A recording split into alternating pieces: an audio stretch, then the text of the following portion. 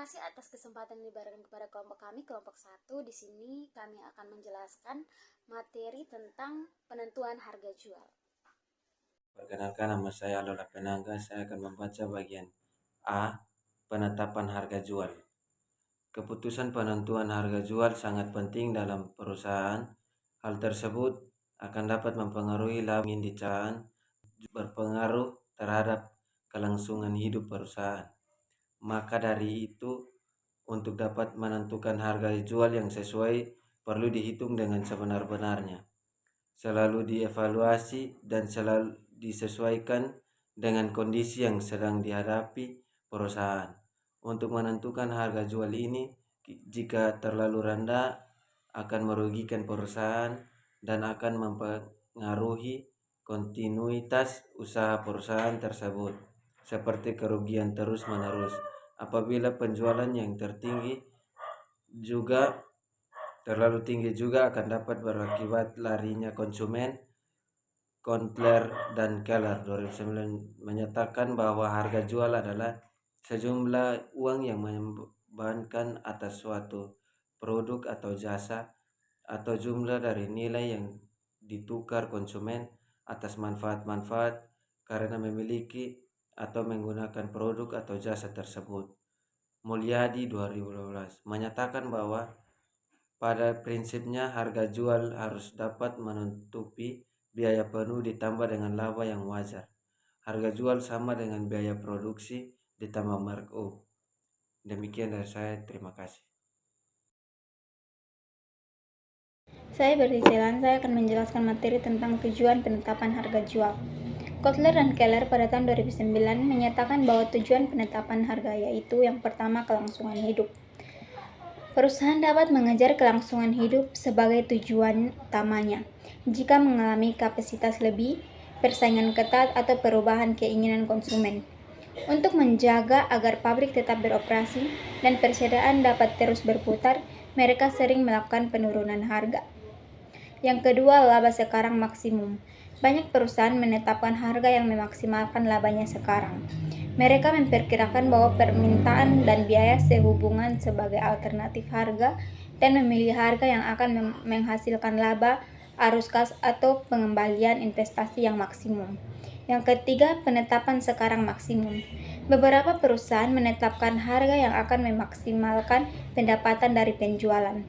Memaksimalisasi pendapatan hanya membutuhkan perkiraan fungsi permintaan. Yang keempat, pertumbuhan penjualan maksimum. Perusahaan lainnya ingin memaksimalkan unit penjualan. Mereka percaya bahwa volume penjualan yang lebih tinggi akan menghasilkan biaya per unit yang lebih rendah dan laba jangka panjang yang lebih tinggi. Baik, perkenalkan, nama saya Indra Marinoi. Saya akan membahas materi mengenai tujuan penetapan harga jual dan faktor-faktor yang mempengaruhi penetapan harga. Nah, sebelumnya teman saya sudah membahas bagian 1 hingga ke-4 dan saya akan melanjutkan bagian ke-5 dan ke-6. Di sini bagian ke-5, skimming pasar maksimum. Skimming pasar hanya mungkin dalam kondisi adanya sejumlah pembeli yang memiliki permintaan tinggi. Biaya per unit untuk memproduksi volume kecil tidaklah sedemikian tinggi, sehingga dapat mengurangi keuntungan. Penetapan harga maksimum yang dapat diserap pasar. Harga yang tinggi tidaklah menarik lebih banyak pesaing. Harga tinggi menyatakan citra produk superior. Yang keenam, kepemimpinan mutu produk. Perusahaan mungkin mengarahkan untuk menjadi pemimpin dalam hal mutu produk di pasar dengan membuat produk yang bermutu tinggi dan menetapkan harga yang lebih tinggi dari pesaing. Nah, bagian mutu dan harga yang lebih tinggi akan mendapatkan tingkat pengembalian yang lebih tinggi dari rata-rata industrinya. Nah, di sini bagian C ada faktor-faktor yang mempengaruhi penetapan harga. Kotler dan Keller tahun 2009, keputusan penetapan harga sebuah perusahaan dipengaruhi baik dari faktor internal maupun dari faktor eksternal, yaitu yang pertama faktor internal.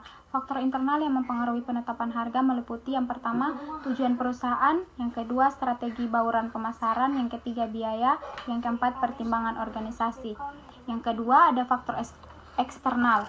Faktor eksternal yang mempengaruhi keputusan penetapan harga meliputi yang pertama pasar dan permintaan, yang kedua biaya, harga, dan penawaran pesaing. Yang ketiga ada keadaan perekonomian. Sekian. Ananda Sekoko. Di sini saya akan menjelaskan materi tentang metode penetapan harga. Metode penetapan harga terbagi atas 3 bagian, yaitu yang pertama, metode penetapan harga jual berdasarkan biaya. Yang kedua, metode penetapan harga jual berdasarkan harga pesaing atau kompetitor. Yang ketiga, penetapan harga berdasarkan permintaan. Nah, metode penetapan harga jual yang berdasarkan biaya dalam bentuk yang paling sederhana yaitu cost plus pricing method.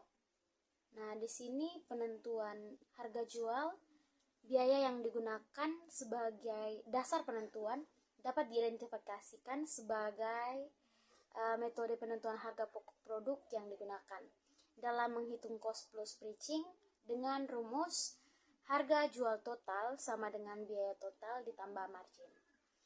Nah, yang kedua itu metode penetapan harga jual berdasarkan harga pesaing atau kompetitor. Nah, di sini penetapan harga dilakukan dengan menggunakan harga kompetitor sebagai bahan referensi. Nah, dalam prakteknya penetapan harga ini cocok untuk produk standar dengan kondisi pasar oligopoli. Untuk memenangkan persaingan dan meraih konsumen sebanyak-banyaknya, digunakan strategi harga. Strategi harga jual ini misalnya menetapkan harga di bawah harga pasar dengan maksud untuk meraih pangsa pasar. Yang ketiga atau yang terakhir adalah penetapan harga berdasarkan permintaan. Nah, penetapan harga jual dilakukan dengan menganalisis konsumen. Konsumen diminta untuk memberikan pernyataan apakah konsumen merasa harga murah atau terlalu murah, terasa mahal atau terlalu mahal, dan dikaitkan dengan kualitas yang diterima. Baik, perkenalkan nama saya Alrafin Melike. Saya akan membacakan materi bagian E mengenai strategi penetapan harga.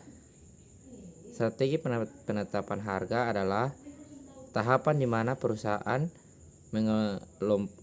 menggolongkan produk atau jasa yang dihasilkan menjadi dua, yaitu produk baru atau produk yang belum memiliki konsumen tetap atau untuk produk yang sudah memiliki pasang pasar.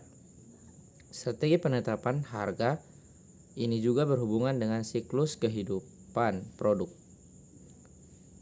Untuk produk baru, dalam menetapkan strategi penetapan harga yang efektif untuk produk baru atau tahap perkenalan ini terdapat 2, yaitu alternatif strategi penetapan harga, yaitu yang pertama, harga mengapung.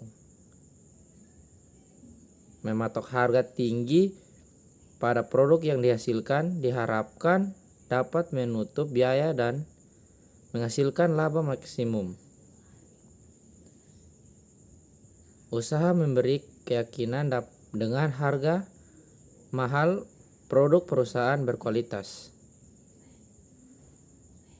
Pendekatan ini tetap digunakan pada perusahaan yang menghasilkan produk dengan minim